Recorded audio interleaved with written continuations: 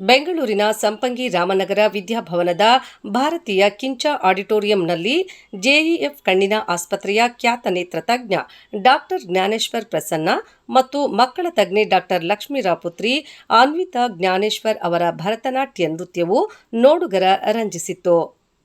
ಕಾರ್ಯಕ್ರಮದಲ್ಲಿ ಪ್ರತಿಷ್ಠಿತ ಆರ್ಯಭಟ ಪ್ರಶಸ್ತಿ ಪುರಸ್ಕೃತರಾದ ನಾಟ್ಯ ಮಯೂರಿ ರಾಧಿಕಾ ಎಂಕೆ ಸ್ವಾಮಿ, ಚಿತ್ರನಟಿ ಹಾಗೂ ನೃತ್ಯೋಮ ಅಕಾಡೆಮಿ ಆಫ್ ಪರ್ಫಾರ್ಮಿಂಗ್ ಆರ್ಟ್ಸ್ನ ಮಾಳವಿಕಾ ಅವಿನಾಶ್, ಡಿಎಸ್ಪಿ ಎನ್ ಗೋಪಾಲ ನಾಯ್ಕ್ ಇದ್ದರು.